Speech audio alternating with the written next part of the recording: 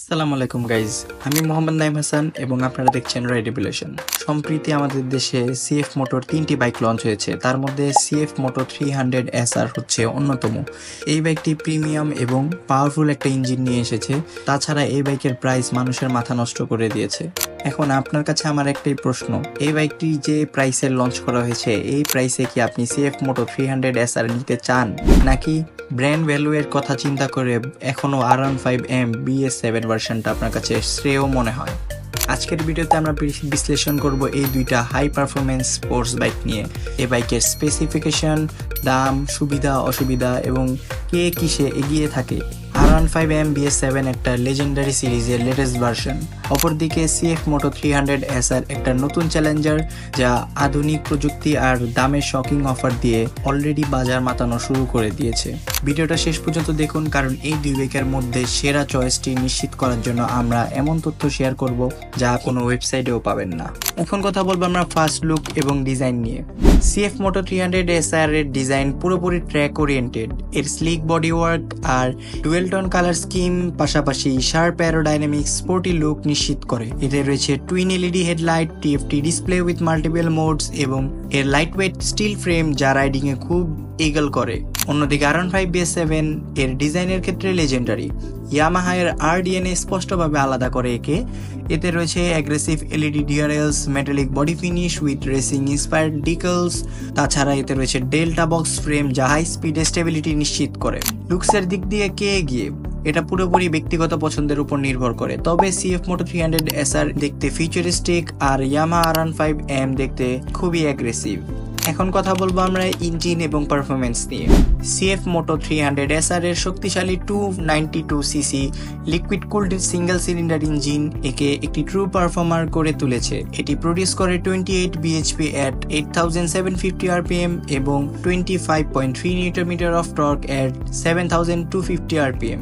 এই বাইকটির top speed claim করা হয়েছে 160 kmph এবং এ থেকে মাইলেজ পাওয়া যাবে 25 থেকে 30 কিলোমিটার পার লিটার। ঠিক এর অন্যদিকে ইয়ামাহা R15M BS7 এর রয়েছে 155cc liquid cooled VVA engine যা খুবই পাওয়ারফুল। এই বাইকটি প্রডিউস করে 18.4 bhp at 10,000 rpm এবং 14.2 Newton of torque at 7,500 rpm। এই বাইকটির টপ স্পিড 145 থেকে 150 কিলোমিটার পার আওয়ার। এই বাইকটি থেকে মাইলেজ হিসেবে পাওয়া যায় 40 থেকে 45 কিলোমিটার পার লিটার। তাহলে পারফরমেন্সে বোঝা যাচ্ছে 300 SR তার উচ্চ সিসির জন্য এবং বেশি টর্কের জন্য এগিয়ে থাকবে, কিন্তু R15M এর VVA টেকনোলজি এবং মাইলেজ তাকে এখনো সেরা বানিয়ে রেখেছে।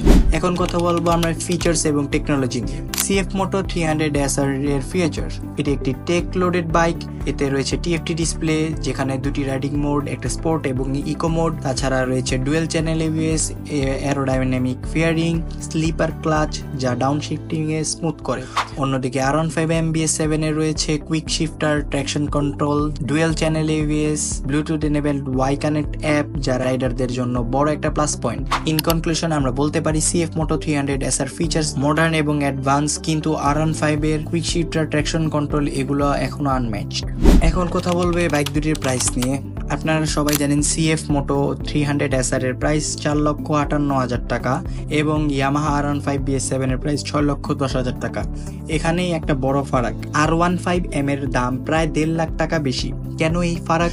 R15M BS7 হলো একটা CBU মানে কমপ্লিটলি বিল্ট ইউনিট, যার জন্য এটা ট্যাক্সটা বেশি।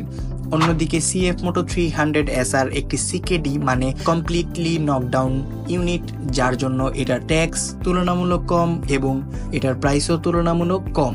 এই বাইক দুটির মধ্যে তাহলে কোনটা ভ্যালু ফর মানি? আপনি যদি বাজেট ফ্রেন্ডলি একটা স্পোর্টস বাইক চান যেটা থেকে আপনি 300cc একটা পাওয়ারফুল ইঞ্জিন পাবেন, তাহলে সিএফ মোটো 300 SR আপনার জন্য বেস্ট। কিন্তু যদি আপনি ইয়ামাহার মতো একটা ব্র্যান্ডের ভ্যালু পেতে চান এবং প্রিমিয়াম ফিচার পেতে চান, তাহলে R15M BS7 আপনার জন্য বেস্ট। প্রত্যেকটি বাইকের যেমন ভালো দিক রয়েছে তেমন খারাপ দিকও রয়েছে। এই বাইকগুলোর ভালো এবং খারাপ দিকগুলো কি কি? সিএফ মোটো 300 SR এর ভালো দিকগুলো হচ্ছে এর affordable price, powerful powerful engine performance, modern tech feature, stylish এবং ফিউচারিস্টিক ডিজাইন। ঠিক তেমনই এটার খারাপ দিক হচ্ছে limited dealership and service centres. মানে এই বাইকটি যেহেতু আমাদের দেশে নতুন, তাই এই বাইকের সার্ভিস সেন্টার নিয়ে খুবই প্যারা খাবেন। তাছাড়া আরেকটি খারাপ দিক হচ্ছে এই বাইকের মাইলেজ খুবই কম হবে এবং এর মেইনটেনেন্স কস্টও বেশি হবে। অন্যদিকে ইয়ামাহা R15 BS7 এর ভালো দিকগুলো হচ্ছে এটি একটি লেজেন্ডারি ব্র্যান্ডের রিলায়েবিলিটি দিয়ে থাকবে। এতে রয়েছে অ্যাডভান্স টেকনোলজি যেমন ট্র্যাকশন কন্ট্রোল এবং quick shifter, excellent mileage, track oriented build. So এটা আপনার মন কেড়ে নিবে। কিন্তু এর খারাপ দিক হচ্ছে হাই প্রাইস ট্যাগ এবং এই প্রাইস রেঞ্জে বর্তমানে এটি খুবই কম টর্ক জেনারেট করে। So guys, CF Moto 300 SR এবং R15 MBS7 এই দুইটাই অসাধারণ স্পোর্টস বাইক।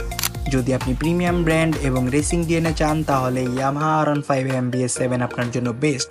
আর যদি আপনি ভ্যালু ফর মানি এবং বেশি পাওয়ার চান তবে CF Moto 300 SR আপনার জন্য বেস্ট।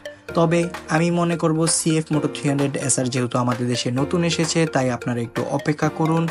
এই বাইকের পারফরমেন্স এবং আফটার সেল সার্ভিসের উপর ডিপেন্ড করে আপনার এই বাইকটা নেওয়ার জন্য উদ্বুদ্ধ হন। সো আপনি কোনটা বেছে নেবেন কমেন্টে জানাবেন। লাইক, শেয়ার, সাবস্ক্রাইব করে আমাদের সাপোর্ট করুন। দেখা হচ্ছে নেক্সট ভিডিওতে। ততদিন পর্যন্ত ভালো থাকবেন, সুস্থ থাকবেন। আল্লাহ হাফেজ।